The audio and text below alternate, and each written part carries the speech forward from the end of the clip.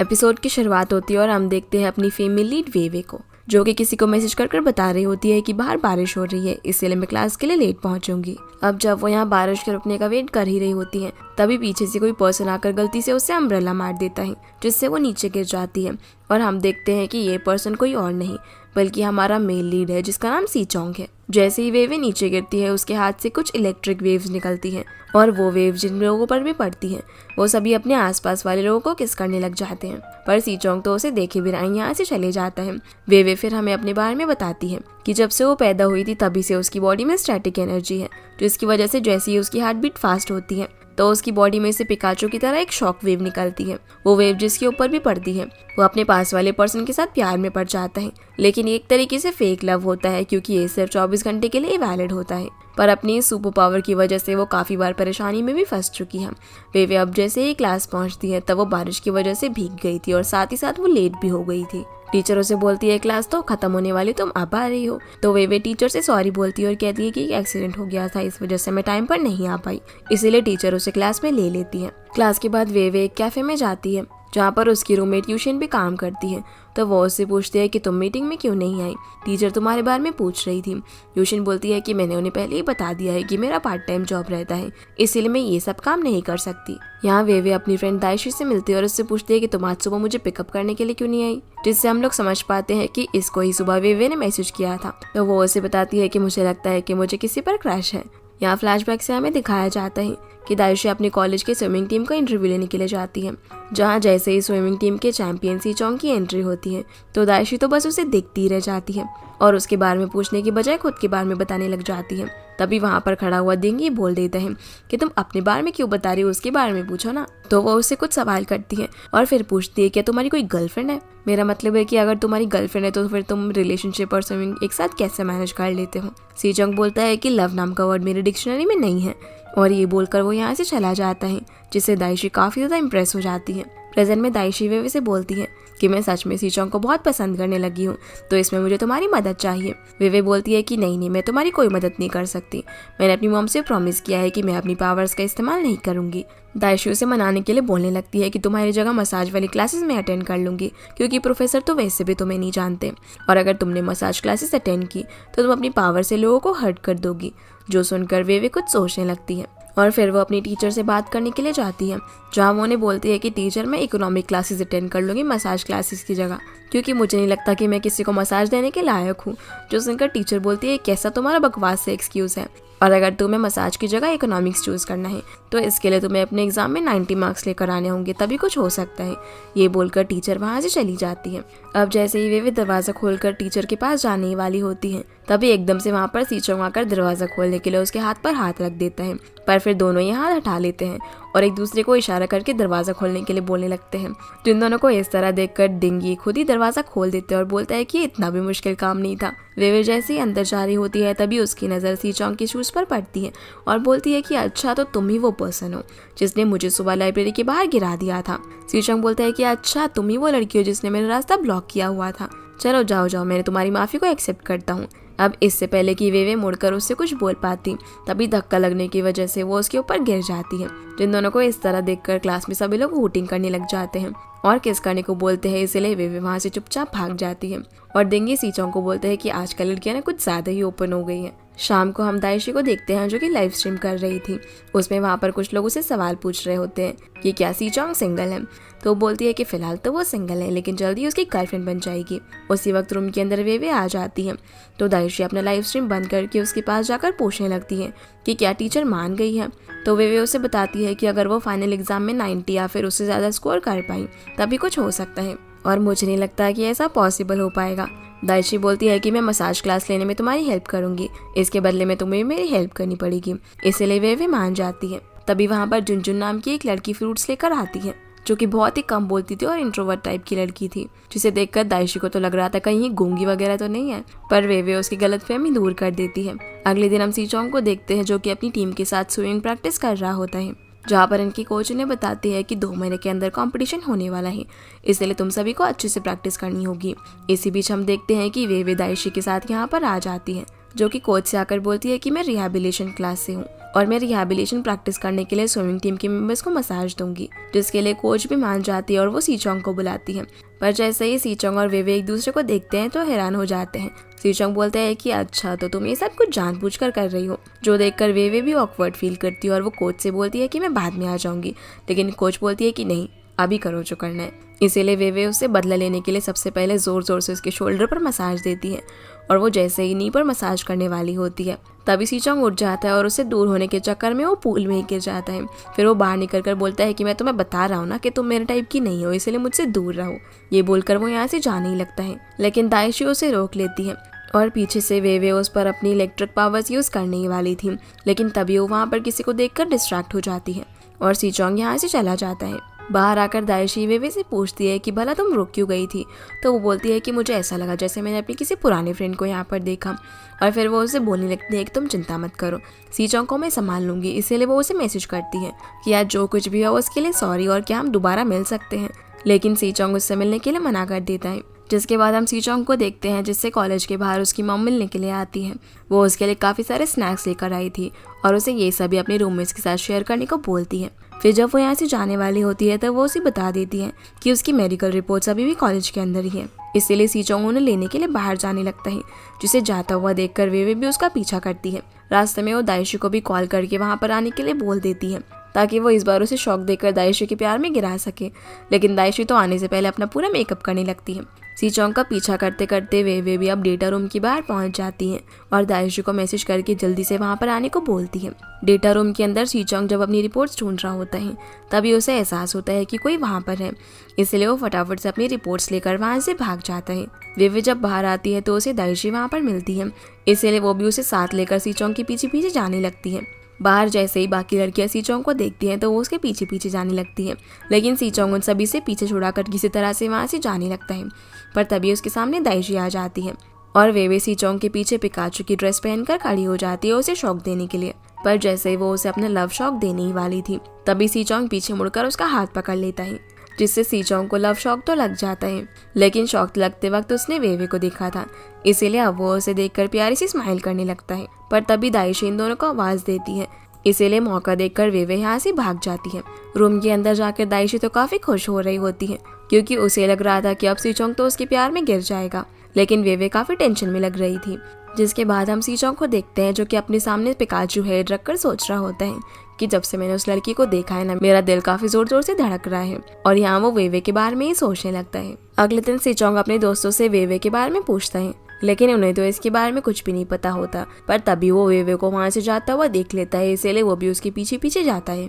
वेवे Pikachu की costume वापस करने के लिए काउंसलर के पास जाती है, जहाँ जैसे उसे पता चलता है कि पिकाचू का हेड उससे गुम गया है तो वो उससे इसके बदले में एक्चुअल से कुछ ज्यादा ही पैसे मांगने लगता है। वेवे बोलने लगती है कि वो आधे पैसे तो दे देगी, लेकिन काउंसलर तब भी नहीं मानता। उसी वक्त वहाँ पर सीचोंग आकर पिकाचू का हेड उसके सर पर रख देता है और उसे बोलने लगता है कि तुम भला कैसे किसी लड़की को बुली कर सकते हो। जब वेवे उसे इस तरीके से गुस्से में देखती है तो वो उसका हाथ पकड़कर उसे यहाँ से बाहर ले जाने लगती है। अब सीचोंग तो इस बात से काफी खुश हो रहा था कि वेवे ने उसका हाथ पकड़ा हुआ है, जिसे इस तरीके से जब वेवे देखती है तो वो उसका हाथ छोड़ देती है और बोलती है क्या तुम्हें लव हो गया है। सीचोंग बोलता है किससे, तो वेवे बोलती है नहीं नहीं किसी से भी नहीं। सीचोंग अब उसके काफी क्लोज आ जाता है और बोलता है कि मुझे तुम्हारे साथ रहना काफी अच्छा लगता है। जिसकी ऐसी बातें सुनकर वेवे पीछे हो रही होती है तो सीचोंग उसका सर दीवार में लगने से बचा लेता है। सीचोंग अब उससे पूछता है कि हम साथ में डिनर कर सकते हैं, लेकिन वेवे कुछ जवाब दिए बिना ही वहाँ से भाग जाती है और सीचोंग वहीं पर खड़ा खड़ा स्माइल करता रहता है। रूम के अंदर जाकर वेवे को अपने ऊपर काफी गुस्सा आ रहा होता है क्योंकि उसे पता चल गया था कि उसने अपनी पावर्स गलती से अपने ऊपर ही यूज कर ली है। वेवे अब डैशी से मिलने के लिए जाती है और उसे बता देती है कि उसकी पावर सीचोंग पर फेल हो गई है, लेकिन तुम चिंता मत करो, मैं जल्दी ही कोई नया तरीका ढूंढ लूंगी। डैशी भी बोलती है कि हाँ मैं वही सोचूं, क्योंकि अगर तुम्हारा मैजिक काम कर गया होता तो वो रात में ही मुझे मैसेज कर देता है, लेकिन सुबह तक भी उसका कोई मैसेज नहीं आया। फिर हम अपने सेकंड लीड पेंगपाई को देखते हैं जो कि एक क्लास में लेक्चर दे रहा था और वो इस यूनिवर्सिटी का एक सीनियर स्टूडेंट रह चुका था। पेंगपाई अब जब डॉक्टर से एथलीट्स के डॉक्यूमेंट्स लेने के लिए जाता है, जैसे ही डॉक्टर वहाँ से जाती है तभी वहाँ पर सीचोंग आ जाता है जो पेंगपाई को डॉक्टर का असिस्टेंट समझकर बोलने लगता है कि जब से मैं उस लड़की से मिला हूँ पता नहीं मुझे क्या हो गया है, मैं हमेशा सिर्फ उसके बारे में ही सोचता रहता हूँ और मेरा हमेशा उसके साथ रहने को मन करता है। जिसकी ऐसी बातें सुनकर पेंगपाई बोलता है कि मुझे तो ऐसा लग रहा है जैसे तुम्हें उस लड़की से लव हो गया है। और उसे बोलता है कि तुम्हें जाके उस लड़की से कन्फेस कर देना चाहिए। सी चोंग बोलता है कि शायद मैंने ना उसे इरिटेट कर दिया है, और क्या होगा अगर मुझे हेट करने लगे तो पेंग पाई बोलता है कि तुम जैसे लड़कियों को ना लड़कियां कभी भी हेट नहीं करती, इसलिए जाकर अपना लव कन्फेस कर दो। जिसकी ये बात सुनकर सी चोंग खुश हो जाता है और उसे थैंक्स बोलता है। तभी वहाँ पर डॉक्टर आती है, जिससे उसे पता चलता है कि पेंग पाई भी एक स्टूडेंट है। जिसके बाद हम वेवे को क्लासरूम में देखते हैं, जहाँ पर सी चोंग भी उसके पीछे आकर बैठ जाता है, जिससे अपने पीछे देखकर वेवे उसे बोलती है कि क्लास खत्म होने के बाद मुझसे बात करना। लेकिन क्लास खत्म होते ही सी चोंग सभी के सामने बोल देता है कि मैं तुम्हें पसंद करता हूँ, क्या तुम मेरी गर्लफ्रेंड बनोगी। जो सुनकर सभी लोग होटिंग करने लग जाते हैं और वेवे को हाँ बोलने के लिए कहते हैं, पर वेवे काफी शर्मा जाती है, तो वो उसे नीचे बैठाने की कोशिश करती है, लेकिन वो नीचे नहीं बैठता और बोलता है कि मैंने जो भी कहा है ना, मैं उसकी रिस्पॉन्सिबिलिटी लूंगा, तो अब तुम मुझे अपना जवाब बता दो। लेकिन वेवे एम्बैरस होकर वहाँ से भाग जाती है, इसलिए सी चोंग भी उसके पीछे पीछे जाता है और बोलता है कि मैंने तो कहा था ना कि हम क्लास के बाद बात करेंगे, तो अब भला तुम मुझसे बात क्यों नहीं कर रही। वेवे उसे समझाने की कोशिश करती है कि ये सिर्फ एक इल्यूजन है और कल तुम इस सब के बारे में भूल जाओगे, लेकिन वो उसकी बात मानने को तैयार ही नहीं था। इसलिए वो यहाँ से जाने लगती है और गलती से वो सी चोंग की मॉम से टकरा जाती है। मॉम पूछती है कि ये कौन है, तो सी चोंग बोलता है कि मॉम ये ना मेरी फ्यूचर गर्लफ्रेंड है। ये सुनकर वेवे मना करने लगती है, लेकिन मॉम खुश हो जाती है क्योंकि उन्हें वेवे पहली नज़र में ही पसंद आ गई थी।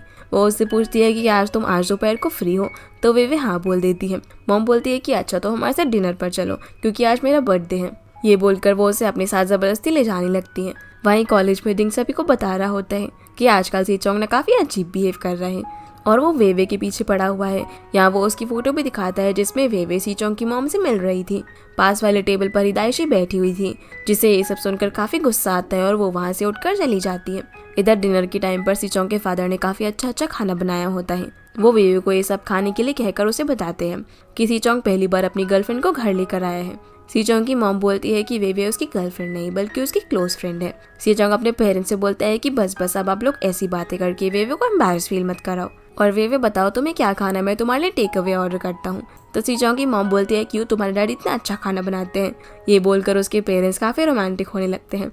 और जब वेवे सूप पी रही थी तभी उसे दायुशी का वीडियो कॉल आने लगता है, जिसे देखकर उसके गले में खाना अटक जाता है और वो खांसने लगती है। तो सी चोंग उसके लिए पानी लेने के लिए जाने लगता है, लेकिन तभी उसके घुटने में टेबल लग जाती है, जो देखकर उसकी मॉम उसे साइड में ले जाकर बात करने लगती है। जहाँ इनकी बातों से हमें पता चलता है कि सी चोंग को काफी टाइम पहले घुटने में एक सीरियस इंजरी हो गई थी, और क्योंकि अब वो कुछ ज्यादा ही इंटेंस प्रैक्टिस कर रहा था, जिसकी वजह से उसका घुटना फिर से दुखने लगा था। इसलिए उसकी मॉम उसे स्विमिंग से थोड़ा ब्रेक लेने के लिए बोलती है, लेकिन सी चोंग ऐसा करने से मना कर देता है और बोलता है कि कंपटीशन नज़दीक आ रहा है, और अगर कोचेस को पता चल गया कि उसे इंजरी हुई थी तो वो लोग उसे आगे कंपटीशन में नहीं जाने देंगे। इसलिए उसने सभी से ये बात छुपाई है। जो सुनकर उसकी मॉम भी मान जाती है, पर उसे उसकी डॉक्टर की बातें मानने को बोलती है। अब ये दोनों जब डिनर करके घर से जा रहे होते हैं तो सी चोंग की मॉम वेवे को काफ़ी सारे गिफ्ट्स और स्नैक्स वगैरह देती हैं।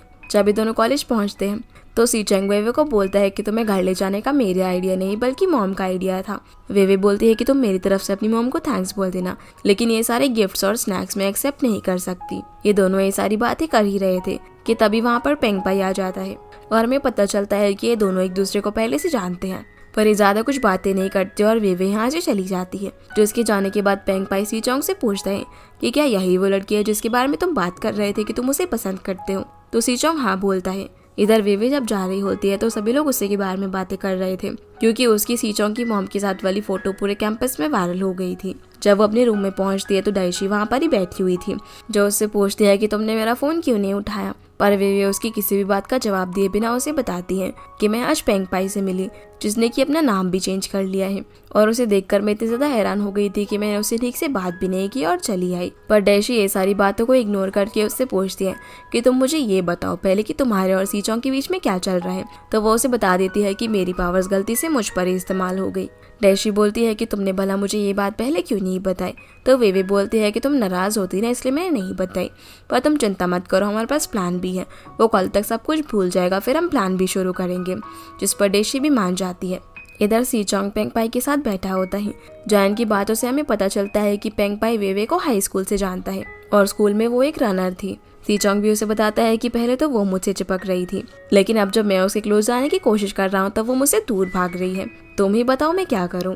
पेंग पाई उससे पूछता है कि अच्छा बताओ कि तुम्हें उससे लव कब हुआ। सी चोंग बताता है कि पहले तो सब कुछ नॉर्मल ही था, लेकिन उस दिन जब अचानक से उसने मुझे देखा तब पता नहीं मुझे क्या हो गया, पेंग पाई बोलता है कि क्या तुम्हें लव एट फर्स्ट साइट हुआ था उस टाइम पर, जिस पर सीचोंग बोलता है कि हाँ कुछ ऐसा ही समझ लो। तो पेंग पाई बोलता है कि इतनी ज़्यादा जल्दीबाजी मत करो, थोड़ा आराम से रहो, जिस पर सीचोंग भी मान जाता है।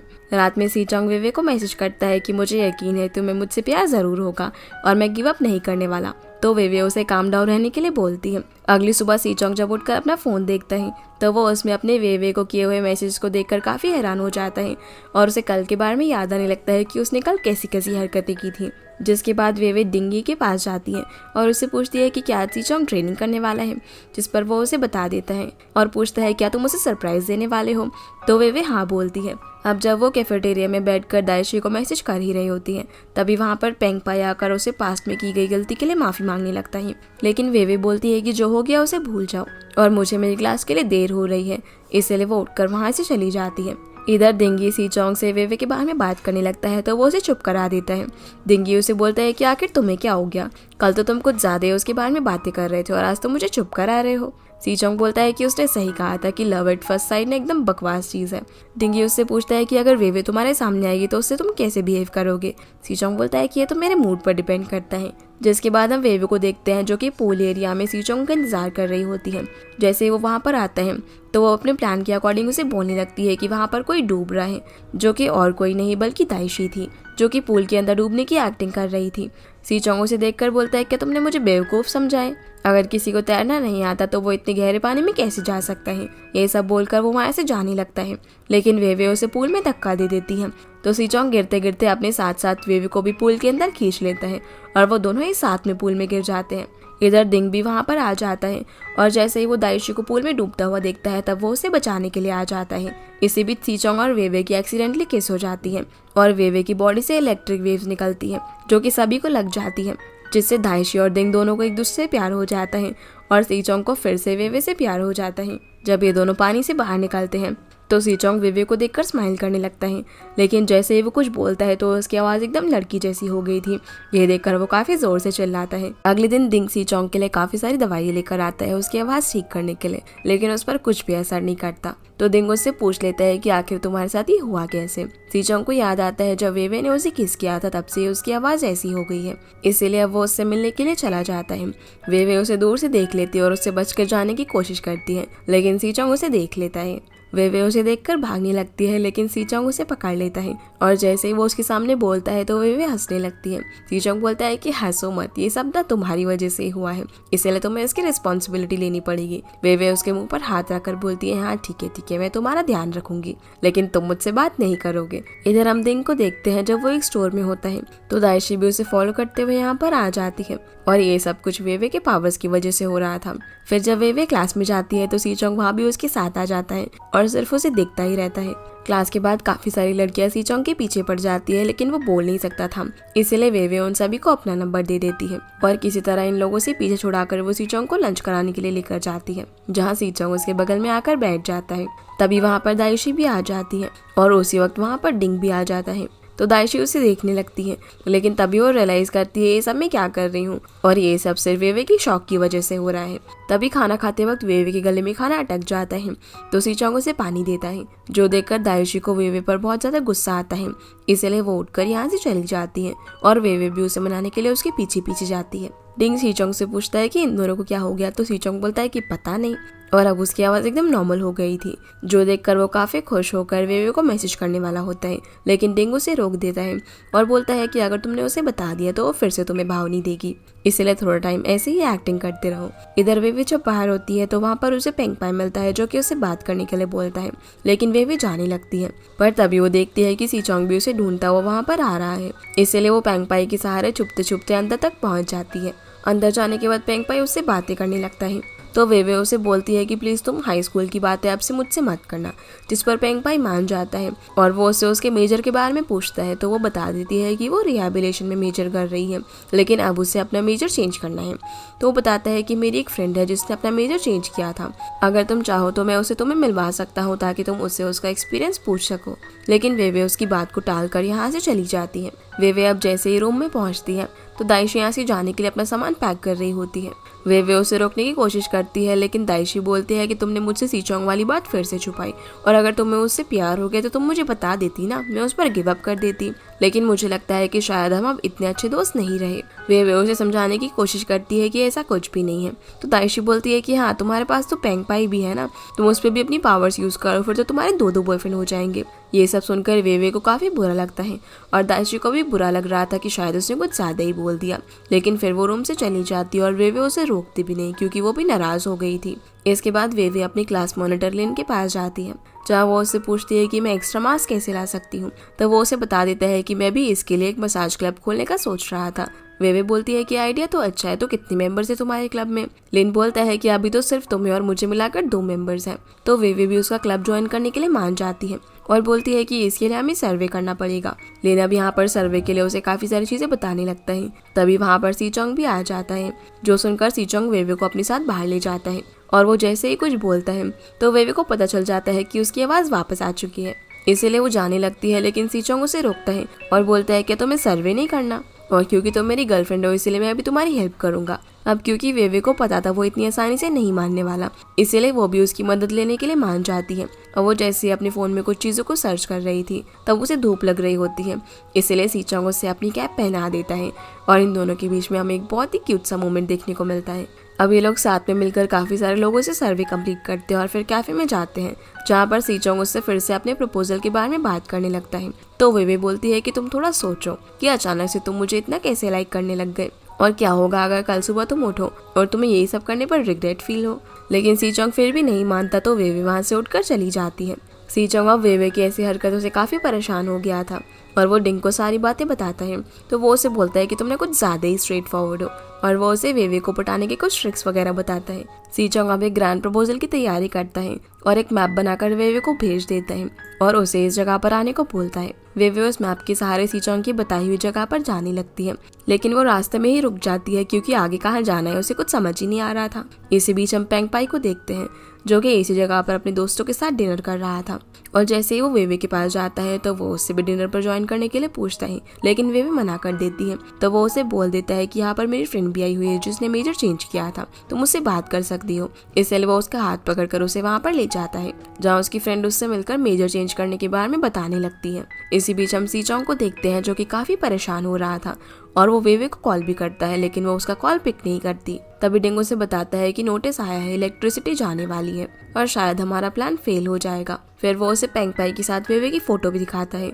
जो देखकर सीचोंग फटाफट से वे के पास जाने लगता है। इधर पेंगपाई का दोस्त वे को बोल रहा होता है कि पेंगपाई ना बहुत ही अच्छा लड़का है और तुम्हें उसे जरूर कंसिडर करना चाहिए। उसी वक्त वहाँ पर सीचोंग आकर वे को ले जाने लगता है, जो देखकर पेंगपाई बोलता है कि सीचोंग उसे छोड़ दो, लेकिन सीचोंग बोलता है कि इस सबसे तुम्हें क्या लेना देना, और वो वे को यहाँ से लेकर चला जाता है। पेंगपाई भी उनके पीछे जाने वाला था, लेकिन उसका दोस्त उसके कपड़ों पर ही वॉमिटिंग कर देता है, इसलिए वो उनके पीछे नहीं जा पाता। इधर सीचोंग वे को अपनी प्रपोजल वाली जगह पर लेकर जाता है और उसके लिए किया हुआ सरप्राइज दिखाता है। फिर वो उसे बोलता है, क्या तुम्हें अब रियलाइज हो गया कि मैं तुम्हारे लिए कितना सीरियस हूँ? वो उसके क्लोज आकर उसे बोलने लगता है कि मैं हमेशा सिर्फ तुम्हारे बारे में ही सोचता रहता हूँ और अब मुझे तुम्हारा जवाब चाहिए। वे पीछे होते होते दीवार की तरफ आ जाती है, और क्योंकि उसकी हार्ट बीट भी काफी फास्ट हो गई थी, तो जैसे ही वो गलती से एक वायर को हाथ लगाती है, उसकी सारी एनर्जी उस वायर में ट्रांसफर हो जाती है और वहाँ पर लगी सारी लाइटें जलने लग जाती है, जो देखकर सीचोंग हैरान हो जाते हैं कि आखिर ये सब कैसे हुआ। और इसी के साथ ये एपिसोड यहीं पर खत्म हो जाता है। तो गाइस, ये थी आज की वीडियो, एंड आई होप आप लोग को ये वीडियो पसंद आई होगी। तो इस वीडियो को लाइक कर चैनल को सब्सक्राइब जरूर कीजिएगा। आपसे फिर मिलते हैं अगले एपिसोड में, तब तक के लिए गुड बाय।